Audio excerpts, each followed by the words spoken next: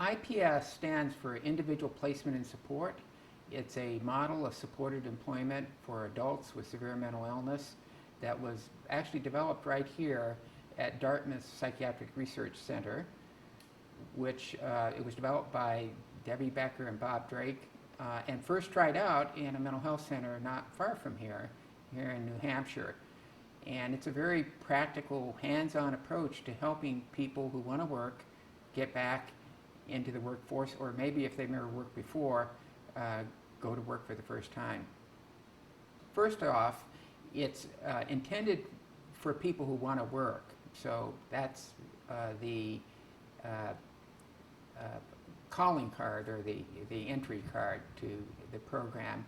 And there are not any screening criteria that would rule you out, as many employment programs have. So for example, if you have a lot of symptoms, if you're actively hallucinating, if you are really just completely out of it, but you say that you want to work, then that's okay.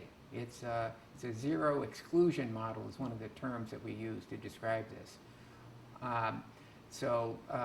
Related to that, when you come to the program and you enroll, the idea is an initial phase of assessment, certainly to find out what you want to do and what your background is and so forth and so on. But the second principle is that of a rapid job search. So instead of putting people in the program through a series of skills training exercises or pre-vocational training or activities that might get them ready to work, the idea here is that when people come to a program and say they want to work, they mean they're really interested in getting a job. The rule of thumb is within about a month after coming to the program, you're out talking to employers and looking for a job.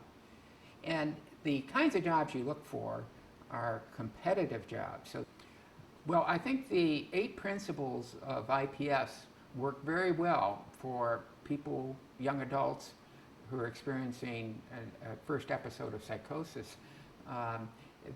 As I mentioned earlier, they're very practical principles that are not specific to any disorder per se. I think that they will need to be and are tailored to the specific individual. That's another principle of IPS is to not mechanically apply any particular approach, but rather to tailor it to that individual. As we go down the list, all of those things seem to fit very well in my estimation, including, by the way, the issue of competitive employment. Some people have suggested that for young adults, maybe they should do volunteer jobs first, maybe they should do internship activities as a way to prepare them for competitive work. And I think, again, this would be on a case-by-case basis.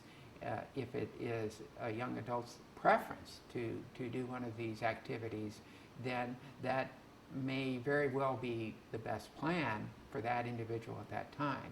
And if there are internship programs that would prepare an individual for a trade or activity, then I think there's a place for those activities as well for young adults. But I would hold fast to the idea that the program would have its attention on competitive jobs, because that's what most young adults want who are looking for work, as well as the general population.